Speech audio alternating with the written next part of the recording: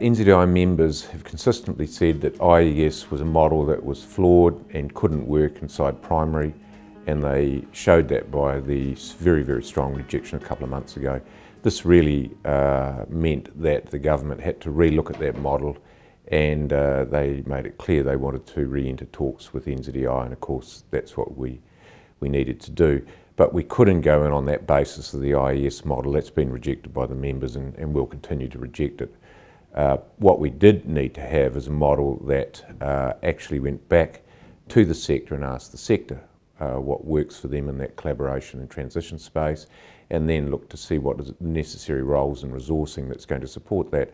So instead of top-down one-size-fits-all, John Key announcing it into a business conference in West Auckland earlier this year, we've flipped that model around, and it's going to be a bottom-up driven model whereby we go out in a series of working parties and actually find out what's happening on the ground.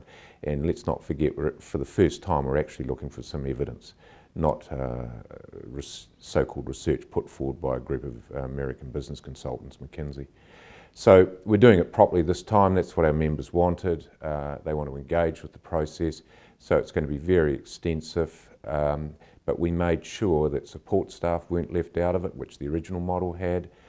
So support staff are front and centre in this piece, as obviously they need to be, and that will align with the career pathways work we're doing with them. Special ed, there's going to be a special focus on that, and of course the necessary PLD that's going to support that. So all these things have now come into frame and will all form parts of those conversations that we want with the sector more generally. And I think people will really want to engage both to talk about what's the successful collaborations they do that drive the learning pathway, and also what's happening in that transition space, how we can make those jumps from one part of the sector to the other a lot easier for everyone, and to build on the success of one part of the sector into the other. So all in all, we have brought through those key messages that our members wanted.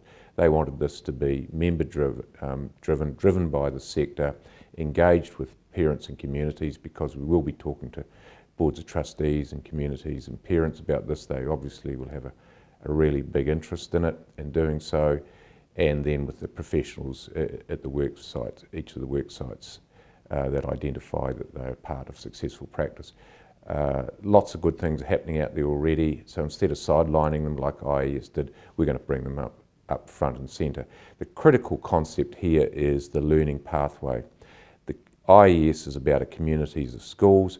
We're focusing on the child and the child's learning pathway, and that's how we can stretch right through the different parts of the sector. So that's another part of the different models. So we really want to get into this really quickly. We're going to resource it as hard as we can to make it work, and to ensure that there is something that is sustainable, because we know IES isn't sustainable because primary have said this isn't going to work for us.